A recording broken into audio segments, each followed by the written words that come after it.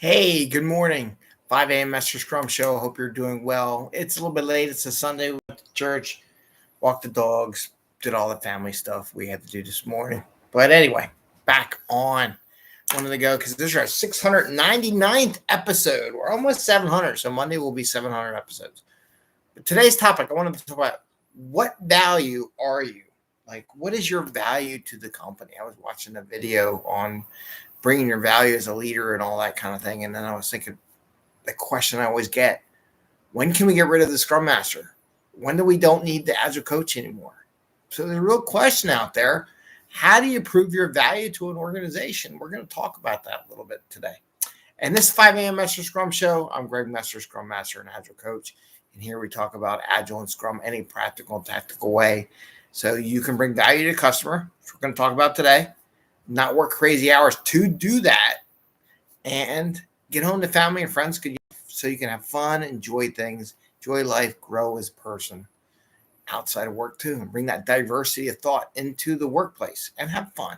Work should be fun. Home should be fun too. Sometimes it gets a little crazy, but hopefully it'll be good. So with that, what is your value? Question. When do we not need the Scrum Master anymore? Question. When do we not need the Agile Coach anymore? Right? We talked yesterday about the Scrum Master and product owner don't need to go to daily Scrum, which I totally disagree with, and I will disagree with that forever. Right? So on that thought process, okay, then what value does the Scrum Master? How do you prove your value? And we need to do that in the world to keep the job. Outright legitimate, straight up telling you that now. They don't tell you how to do that in the classes, right? They don't show you how to prove your value.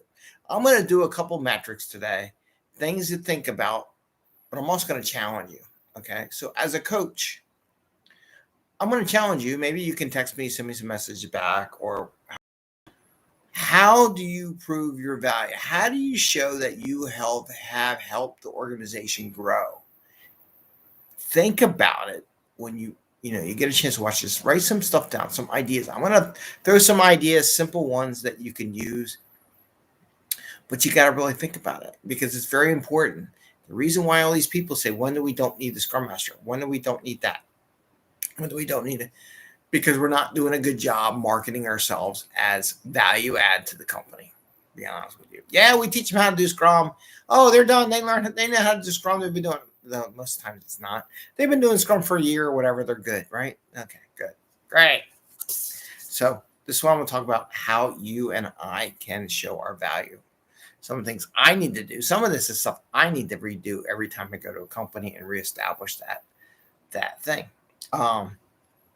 Like you could count how many dashboards you create. Fine. You can create how many meetings you run. I don't think running a meeting actually adds value, though it could.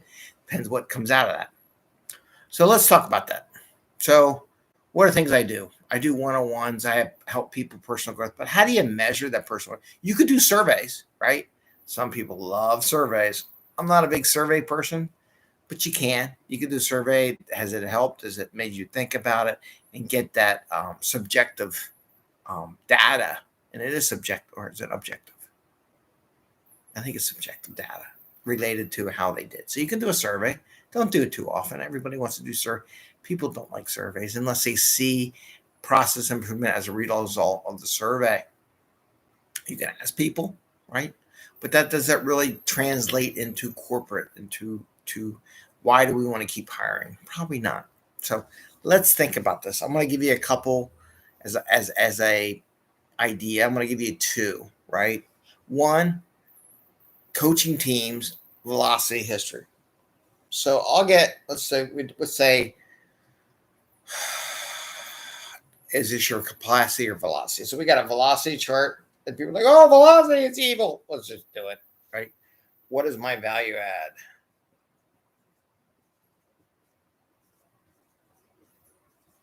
Big question here on the whiteboard. So we got a chart of velocity over time.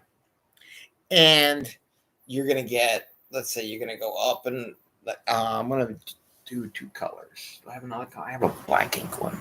Does this black one work? Hold on. I want to use 2 colors. It's got a magnet on it. Dude, there you go. Does this one work too? Oh yeah, cool. We're in business. So we got a blue one and a black one. Then maybe you won't be able to tell the difference.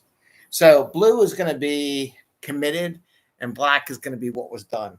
So maybe your committed is up there, and it comes down, it goes up, comes down, up, down, down, down. Like that, right? So your black is what you got done. You got more done. Does this switch thing, and then it kind of gets in there, right? So if you did that cone, and there's that cone shape, right? You ever see that cone shape on your classes? So this is the cone. And then you figure out your average, and then theoretically it should go up, right, for a while until you hit another plateau. So you're figuring out what your average is. Really right now, you have a big... I want to see a difference between what you commit to and what you get done. And this is pretty large, and it should get smaller over time, ideally.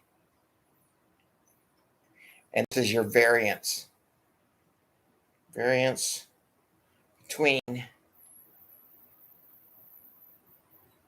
commit versus done. We're using the word done just because we like done. So that's your variance right there, right? Variance.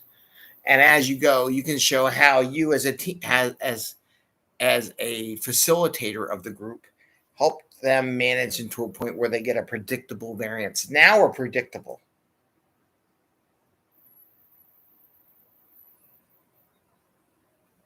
Right? So now we're in a predictable range.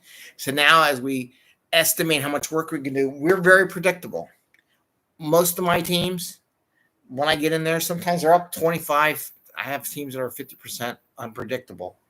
I like getting my teams under 10, less than 10%. Ideally, less than 5%, which is like a story or two. Should only miss a story or two. It's like 1 or 2, 3 or 4.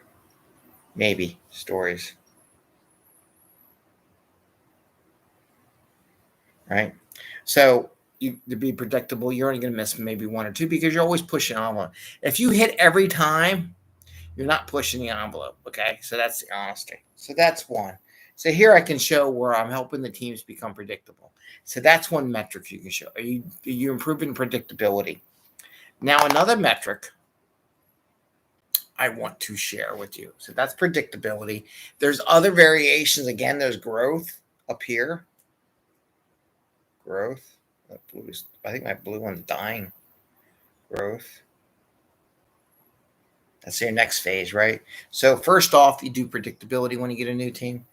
The other one, how about your curves? How about your burn down curves? Right? A lot of times when you first get a train, we're going to do burn down here. This is burn down. So what you do is you graph this, and you should apply this to your management as you go. There's reason to help the teams understand, and also you to promote yourself what value add you have.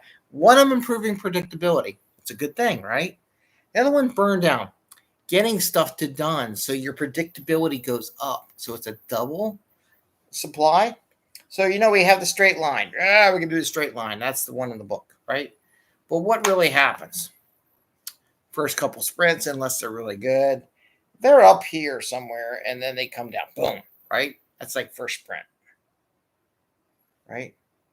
And then the second sprint, wish I had a million colors. I think the dog ate them. Did you eat all my colors, dog? You ate everything else. You ate dirt the other day. She's ignoring me. Okay, the second sprint, maybe down here, and then you get down here. Maybe this is like the second, right? And I'm exaggerating because if you get that done in 2 sprints, it's usually 4 sprints, 4 or more. Get a 4 sprint, come down, maybe coming down here like that. Maybe that's your third sprint. And I'm just exaggerating that for purpose of this I don't have much room on this paper. In reality, probably 4 sprints. If it's not there, you got a question. So this might be another metric to show value where you're showing that the team is getting rapid feedback loops, right? Rapid feedback loops. So there's 2 metrics you can show really easy. And I really suggest for you to plot this stuff or capture images of it somehow as you go, your teams, lay this out. How has the teams improved since you started there? So one is the velocity over time, right? This is time. And you want to get predictable. How good predictability you have. Your team is only maybe missing 1 or 2 stories because they're making all the stories all the time. They always get it. They're lying. You're gonna get an answer because like one day I will counter you and say you're lying. You're making up your stuff. You're floating your numbers.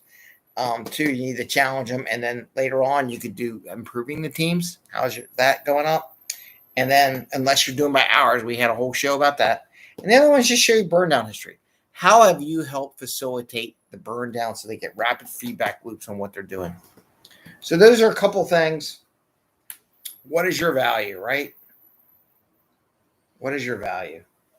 So I wanted to share with you is 2 simple ones. I'll do more as we go, but I just wanted to show 2 in the show and keep it tight underneath our 15-minute mark. So that I just wanted to share that with you. So some things you can do to show that you're valued to the company. You got to do it. Things you got to do. The ones who succeed and grow, build wealth, show the value to their customers so that they keep bringing you back. Otherwise, they're going to get rid of you. Sorry to be a downer. I know you're doing good. You just got to track it and show it, right? So there's a couple of metrics you can use to do that. With that, please give us a thumbs up if you like the show. I want to wish you the best. I want everyone to be happy.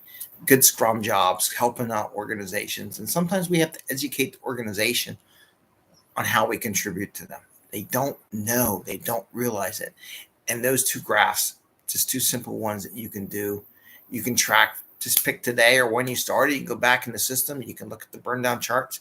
And maybe it'll be an eye-opener to you. Are you changing that velocity? And maybe tomorrow I'll show you actually how to plot that and give an example of some things. So with that, I say best of luck.